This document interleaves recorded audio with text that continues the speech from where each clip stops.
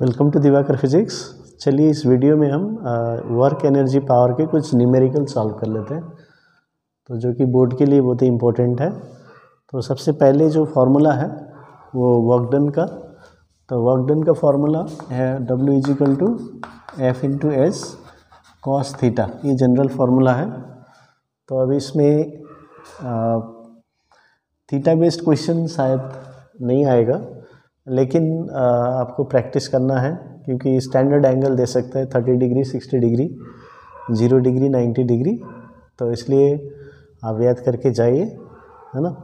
तो जैसे मान लीजिए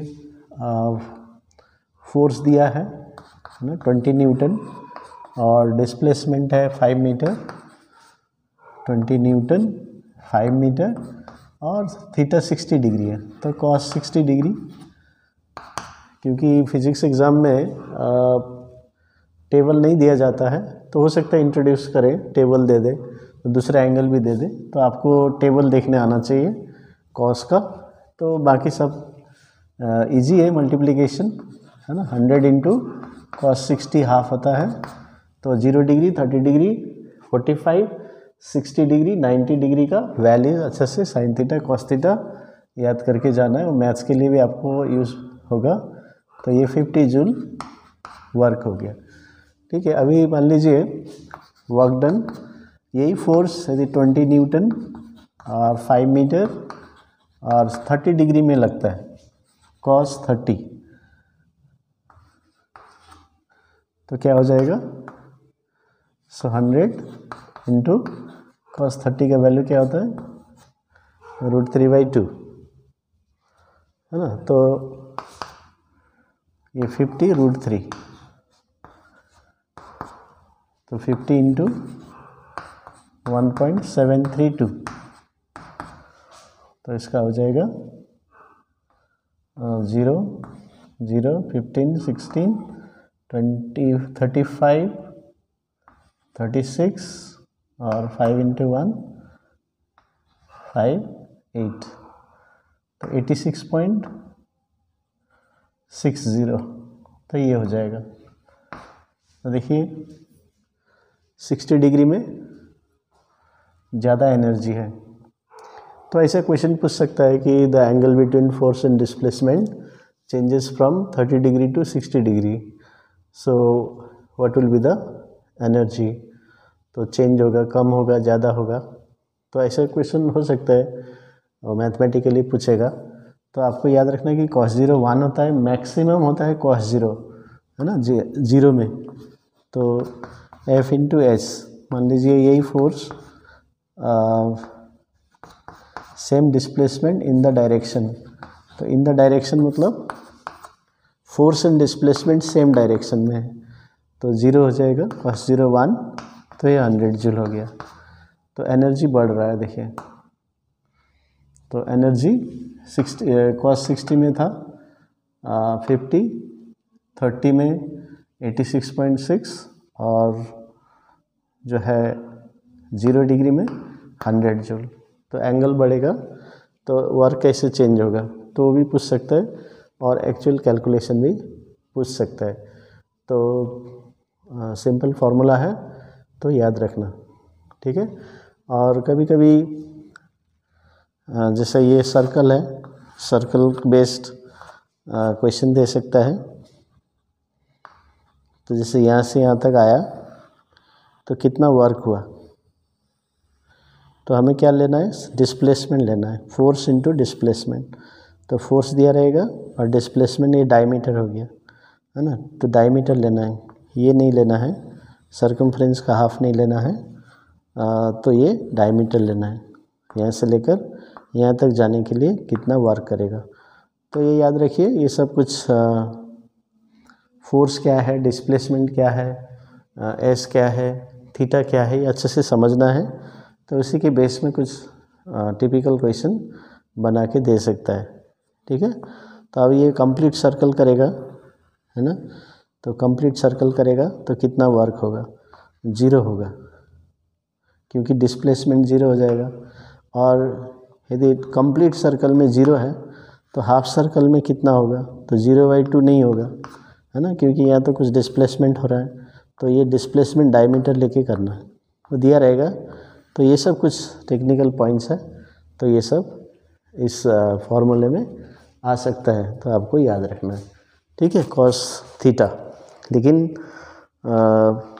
थीटा जो है वो शायद ही पूछेगा, लेकिन आपको क्योंकि ट्रिग्नोमेट्री आप कर रहे हैं मैथ्स में, तो ये सब आसानी से हो सकता है, तो प्रैक्टिस करके जाइएगा क्योंकि ये फॉर्मूला में है, ठीक है। अभी नेक्स्ट है पावर का फॉर्मूला है वर्क डन बाई टाइम या एनर्जी बाई टाइम। अब वर्क डन क्या होता है, फोर्स इनटू डिस्प्लेसमेंट और ये टाइम, तो इसलिए F into v, displacement by time जो होता है F इंटू वी, तो ये फार्मूला याद रखिए। और power is equal to energy by time same ही है, और power is equal to force into velocity, तो ये फार्मूला भी याद रखना है, force into velocity, power is equal to force into velocity. तो फोर्स दिया रहेगा, वेलोसिटी दिया रहेगा, पावर निकाल सकते हैं, फोर्स और पावर दिया रहेगा, वेलोसिटी निकाल सकते हैं। तो जो क्वेश्चंस आते हैं आईसीएससी में थोड़े यूनिट चेंज करके दे देते हैं, जैसे किलो जूल, तो ये सब क्वेश्चंस रहता है, तो उसमें यूनिट थोड़ा ध्यान देना है आपको, है ना। थोड़ा जैसे क्वेश्चन है if the power of motor is 100 kilowatt, तो देखिए पावर दिया है 100 किलोवाट,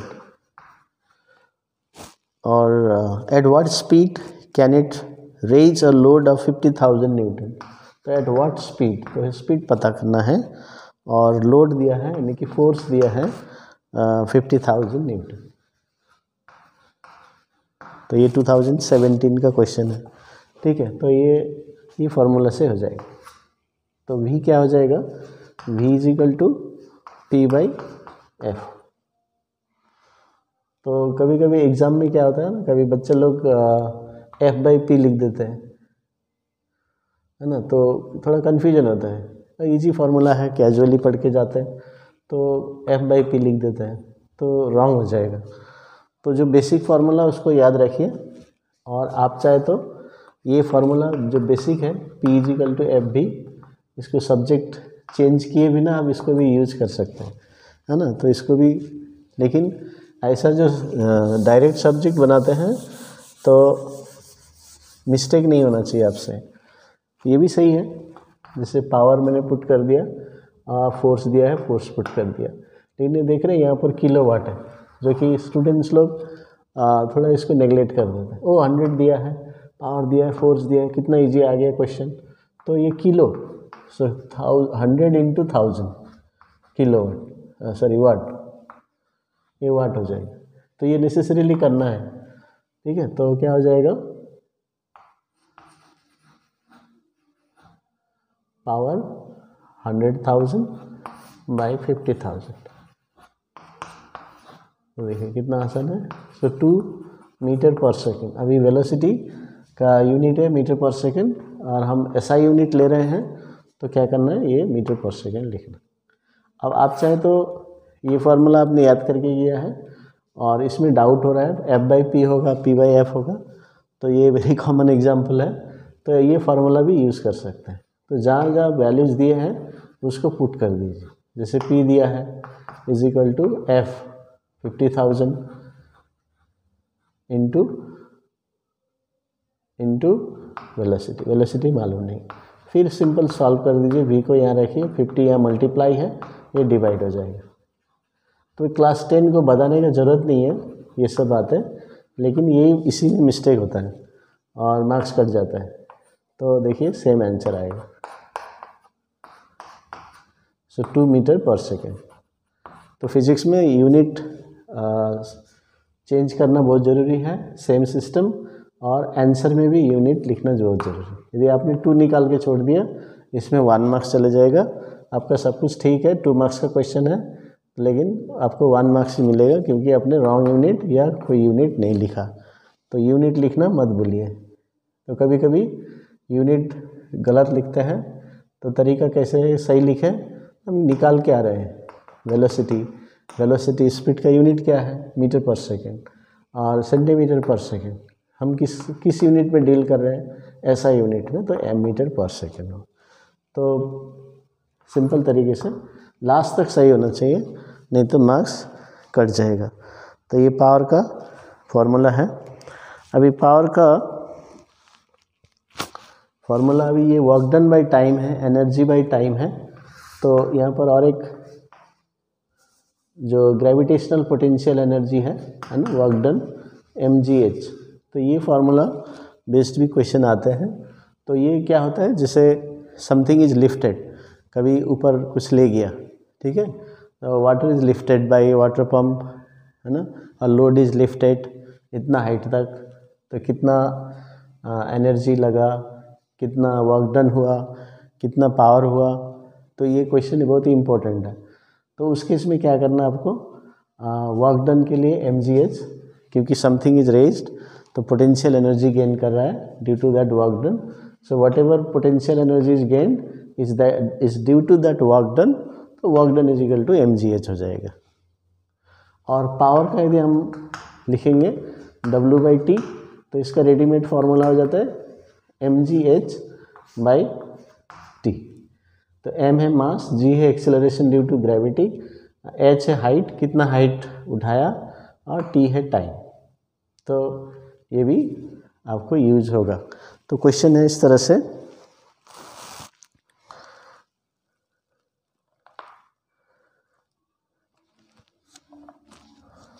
क्वेश्चन आप देख सकते हैं, जैसे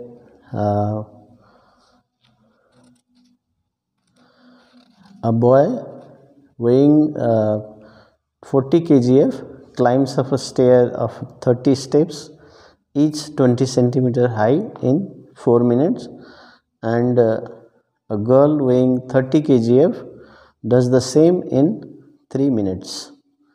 Compare the work done. ठीक है, तो यहाँ पर कंपेरिजन का क्वेश्चन आया। ये क्वेश्चन 2016 का है ना। तो 16 में ये कंपेरिजन वाला आया था। अभी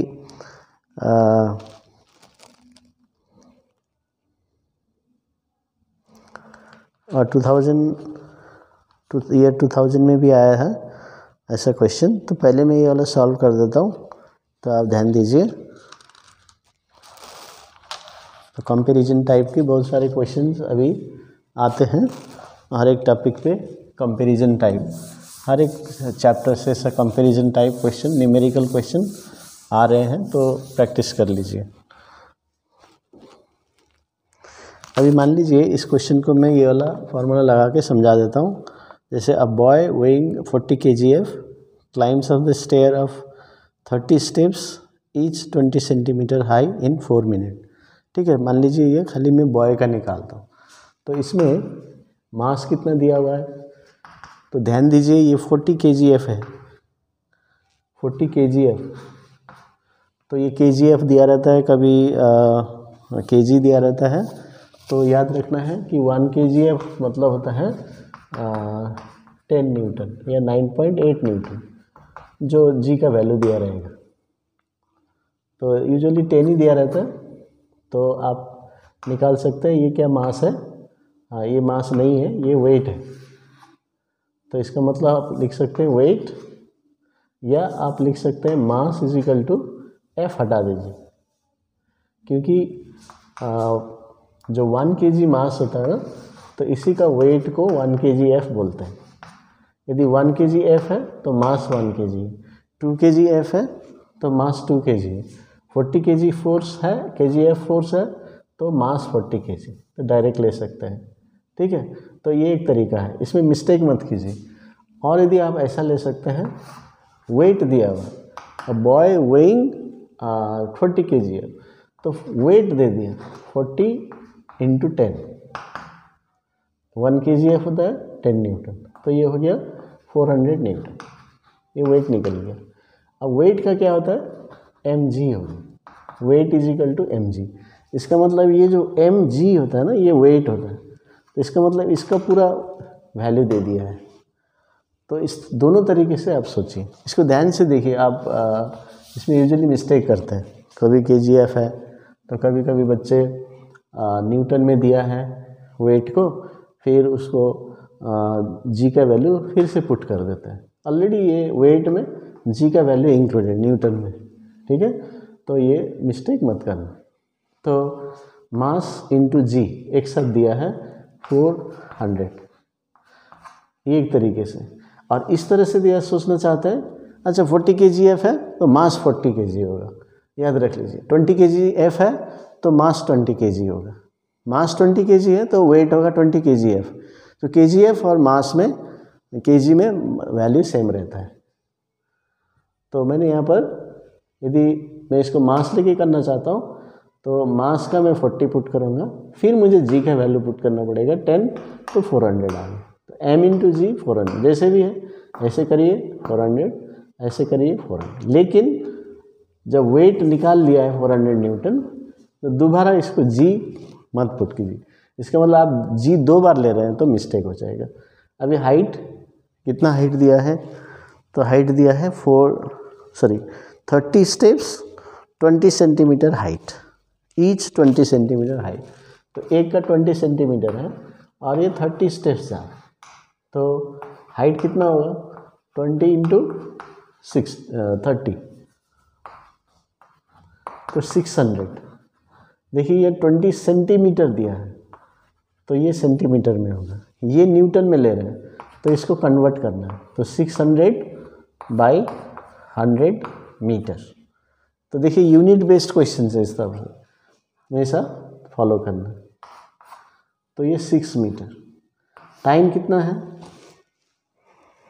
टाइम दिया है 4 मिनट्स। अभी यदि ये मैंने निकाल लिया वर्क डन, अभी टाइम है 4 मिनट्स। अभी स्टूडेंट 4 मिनट दिया, कितना चाहिए, इजीली कैलकुलेट भी हो जाता है, कट जाता है, तो भूल जाते हैं कि ये 4 मिनट है और हम इसमें एसआई यूनिट में डील कर रहे हैं, तो इसको भी एसआई यूनिट ही करना है। तो अभी कैंसिल कीजिए। तो ये 10 एसआई यूनिट में पावर का यूनिट है 10 वाट, है ना। तो ये हो गया बॉय का। अभी यदि गर्ल का हम निकालेंगे पावर, तो ऐसे ही हम निकालेंगे। तो बोला है गर्ल वेइंग 30 kgf, तो क्या करूँगा मैं 30 kgf मतलब 30 इंटू 10, ये न्यूटन आ गया, mg आ गया। डज द सेम मतलब यानी कि वो भी उतने ही हाइट में गई है, तो 6 metre, but she does it in 3 minutes. So 3 into 6 60।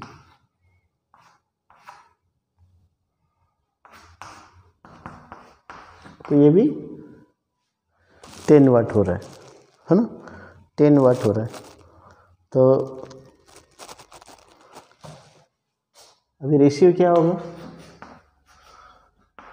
Power of boy power of girl, so 10 watt by 10 watt, so 1:1। तो ये एक्चुअल वैल्यू मैंने निकाला और इसका रेशियो निकाल दिया।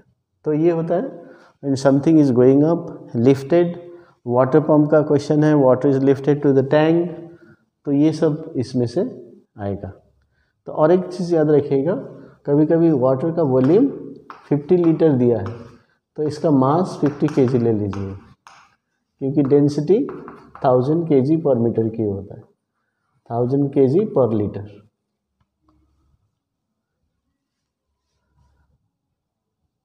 पर मीटर क्यूब, ठीक है। तो यानी कि ये डेंसिटी है, इसलिए वाटर के लिए जितना वॉल्यूम होगा उतना ही केजी भी हो जाएगा। तो फिर केजी को यहाँ पुट करके कितना ऊपर गया है ऐसे ही सेम कीजिए। तो ये हो गया क्वेश्चन।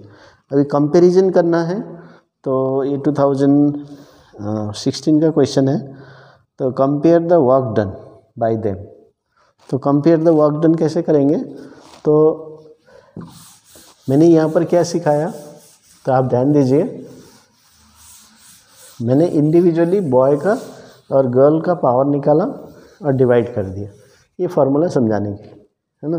तो इसको और एक तरीके से कर सकते हैं, डायरेक्ट इतना सारा वैल्यू पुट नहीं करना पड़ेगा।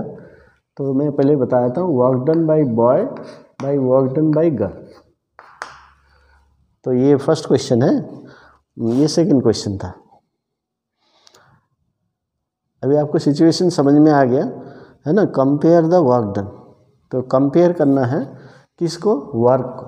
तो आप ये बॉय इज गोइंग अप, तो इसका मतलब आपको लगाना है MGH फार्मूला। तो आप ध्यान दीजिए, आप वर्क डन का फार्मूला लगा रहे हैं MGH, जो कि ऊपर की तरफ जा रहा है, ये नीचे आ रहा है, तो यहाँ भी MGH होगा, सेम होगा, बस इतना ही डिफरेंस होगा। ये मास ऑफ द बॉय होगा, G सेम रहेगा दोनों के लिए, height of the boy, mass of the girl and height of the girl. तो देखिए ये अभी इसमें क्वेश्चन के हिसाब से the girl does the same, तो यहाँ लिख दीजिए HB is equal to HG, दोनों एक ही हाइट में जाते हैं, कैंसिल हो गया। अभी मास ऑफ बॉय कितना है, मास ऑफ बॉय है 40 kg और इसका है मास ऑफ गर्ल, इसका 30 kg। तो ये हो गया 4:3। तो यदि आप चाहे तो wait of the work done by the boy M into G into H value put करके निकाल सकते हैं, फिर गर्ल का निकालिए, फिर डिवाइड कीजिए, वो भी सही है, मार्क्स मिल जाएगा। कोई भी मेथड कीजिए, लेकिन ये आपका शॉर्ट हो जाएगा। क्यों? क्योंकि देखिए यहाँ पर 10 नहीं पुट करना पड़ा, हाइट पुट नहीं करना पड़ा, तो ये कैलकुलेशन का ज़रूरत ही नहीं है, तो जल्दी जल्दी हो जाएगा। तो ये इजी है। पावर को भी ऐसे ही कर सकते हैं। देखिए पावर को कैसे करेंगे, ये एक मेथड है और ये दूसरा मेथड है। तो कंफ्यूज नहीं होना है, बात को समझने की कोशिश कीजिए, आपके लिए बहुत आसान है।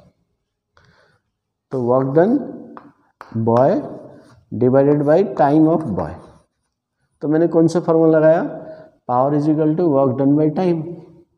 अब ये बॉय के लिए है, तो अभी divided by weight of the girl divided by time of the girl.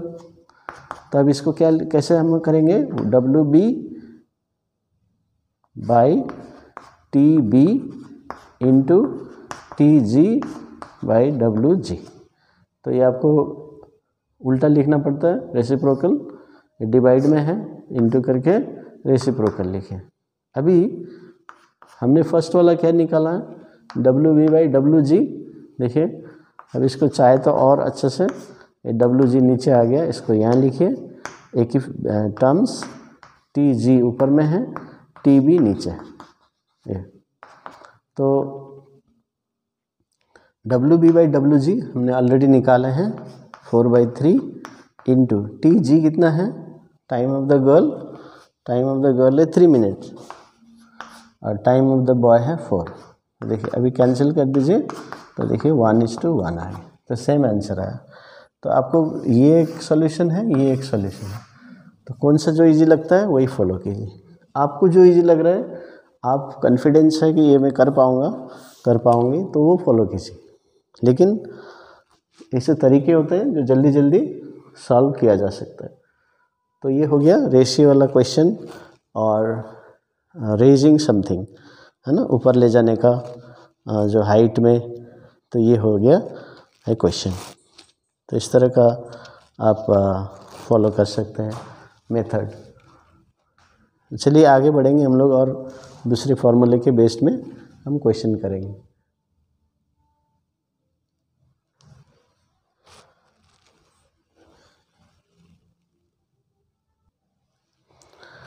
अभी दूसरा जो है काइनेटिक एनर्जी का फॉर्मूला है, पोटेंशियल एनर्जी का तो मैंने बता दिया। काइनेटिक एनर्जी का फॉर्मूला होता है 12mv²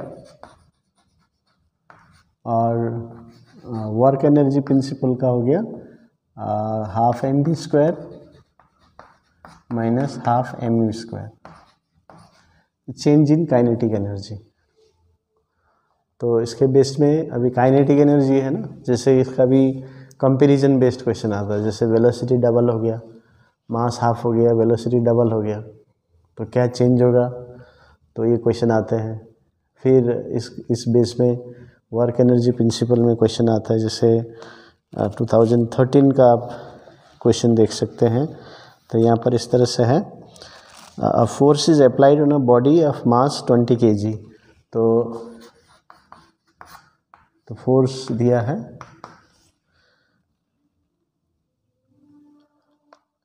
हाँ फोर्स इज अप्लाइड, अच्छा मास दिया है, फोर्स का ज़रूरत नहीं है, मास 20 kg दिया है और moving with the velocity 40 metre per second. तो initial velocity 40 metre per second दिया है and the body attains 50 metre per second in 2 seconds। तो बाद में टाइम 2 सेकेंड के बाद ये 50 मीटर पर सेकेंड है, ठीक है, ये वैल्यू दिया है। तो calculate the work done and power. तो वर्क डन अभी कैसे निकालेंगे? तो आप सोचेंगे वर्क डन का तो F into S into cos theta होता है ना, तो यहाँ तो कुछ भी दिया नहीं है। तो मास दिया है, U दिया है, V दिया है, तो ये फार्मूला आपको याद रखना। तो इसमें आप चाहे तो मास कॉमन भी ले सकते हैं, इसको half into m v square minus v square. तो मैं सजेस्ट करता हूँ ये फार्मूला याद रखिए। तो ये क्यों ऐसा है? क्योंकि आपको फार्मूला काइनेटिक एनर्जी का हाफ एम वी स्क्वायर पता रहता है ना। तो आपको यहाँ सिर्फ करना है कि final kinetic energy, initial kinetic energy, दोनों काइनेटिक एनर्जी को निकाल के माइनस करना। ऐसे सोचिए तो क्या होगा, बर्डन कम हो जाएगा। लेकिन ऐसा सोचेंगे तो फिर आपको इसको अलग से याद रखना पड़ेगा कि ये फार्मूला है। तो इसलिए पहले ये याद रखिए कि ये फाइनल वेलोसिटी, तो final kinetic energy, formula pattern वही है, half into mass into speed square.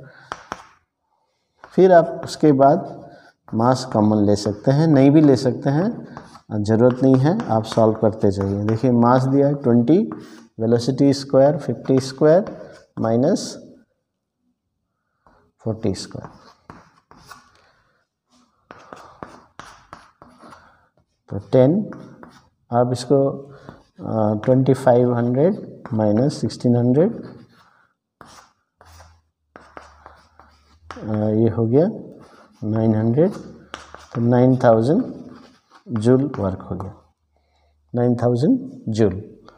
तो इतना काम किया फोर्स ने, ठीक है। अभी यहाँ पर क्या होता है, कभी कभी फोर्स को अपोजिट डायरेक्शन में देते हैं, तो कंफ्यूज करने के लिए क्या होता है, वो स्लो डाउन हो जाता है। तो जैसे 40 था, अभी यहाँ 30 हो गया, तो अभी यहाँ 30 करते हैं तो नेगेटिव वैल्यू आता है।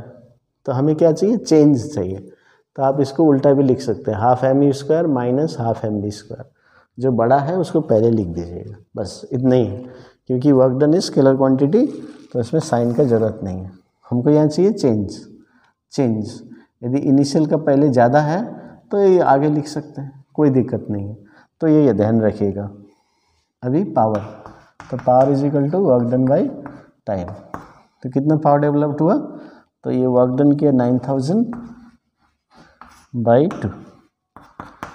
तो ये सेकंड है, ये जूल है, तो ऐसा यूनिट में है, कोई ज़रूरत नहीं है यूनिट चेंज करने का।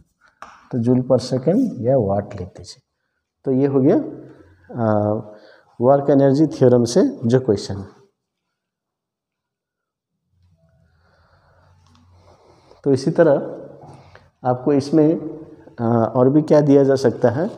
कभी कभी क्या होता है, आईसीएसई थोड़ा ट्विस्ट कर देता है क्वेश्चन यही है, लेकिन इसमें आपको वर्क डन दे दिया है ना, वर्क डन दे दिया तो फाइनल वेलोसिटी बोलेगा। तो उस समय क्या होता है, बहुत डिफ़िकल्ट हो जाता है, लगता है स्टूडेंट को बहुत डिफ़िकल्ट क्वेश्चन आ गया। तो कुछ नहीं डिफ़िकल्ट है, पैटर्न वही है, बस अब W दिया है तो ये फार्मूले में W के जगह वो वैल्यू पुट कीजिए और इक्वेशन सॉल्व करके V निकाल लीजिए, या U निकाल लीजिए, या मास पूछ सकता है, मास निकाल लीजिए, है ना। तो ये इक्वेशन की तरफ लीजिए, फार्मूला वही है। इसमें U V M दिया है, W निकालना है, और W दिया है कोई एक वेरिएबल मिसिंग है, तो यही फार्मूला से आ जाएगा। तो उस तरह से कोशिश कीजिए, तो वही ट्विस्ट करके क्वेश्चन देता है। और इसमें भी आप यूनिट में ध्यान दीजिएगा, ठीक है। कभी ये सेंटीमीटर पर सेकंड दिया हो सकता है, तो ऐसे अलग अलग रहता है। कभी ये किलोमीटर पर आवर में रहेगा, तो चेंज करना सीखना चाहिए। तो ये हो गया आइडिया। तो आपको वर्क एनर्जी थ्योरम से आप क्वेश्चन कर सकते हैं।